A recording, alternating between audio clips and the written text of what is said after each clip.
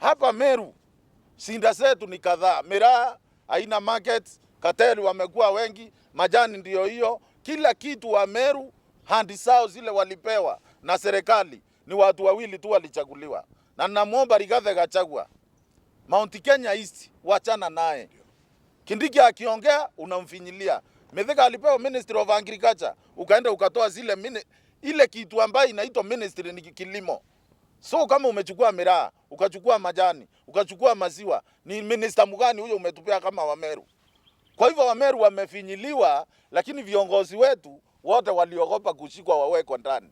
Raila, sisi baba, ukienda pale kuongea, ongea kuhusu Wameru, ongea kuhusu Wakenya wote, kwa sababu Wameru leo hii ndio ilikuwa siku yako ya kujua unapendwa Meru. Sisi hatuhesabu kura zile ziliibiwa, lakini hata ukihesabiwa 100,000 zile kura zilibakizwa na wale walichukua akina Chebukati.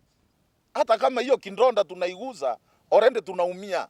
Kwa hivyo sisi tunaomba wakati serikali inaenda kuongea, wakati baba anaongea na Ruto, tunaomba Gachagua naye akaye akijua sisi tunakuja kwako.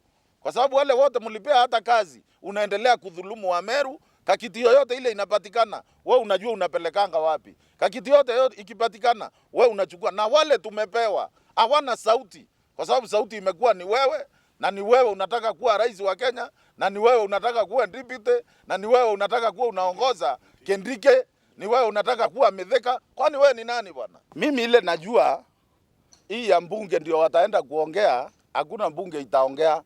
Yule anaongea ni Raila na Ruto.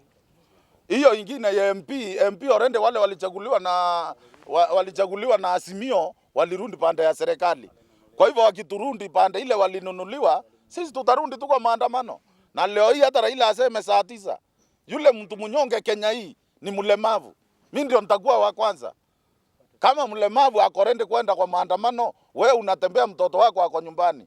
Wewe unatembea hauna unga kwa nyumba. Wewe unatembea uchumi mafuta ndio hiyo. Unaogopa nini? Afadhali kuwa mlemavu wa miguu kuliko kulala na njaa. Wale wako juu huko walituambia serikali ni asora, sijui nini. Kweli ni asora wale? Gachagua ni asora. Kwa hivyo mimi ile kitu ningeomba ni kitu moja. Na our hopes ni wakienda waongee, tuna expect matunda. Kiongea wasipotoa matunda, si bando tuko tayari kuenda kwa barabara.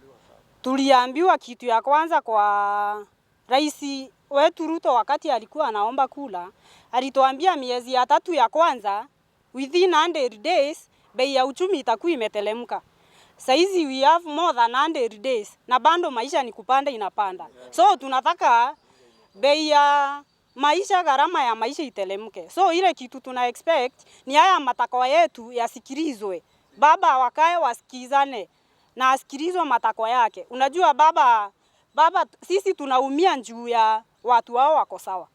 So tuna expect kwa bunge ile kitu tuna expect kutoka kwao ni matakwa yetu yawe the priority.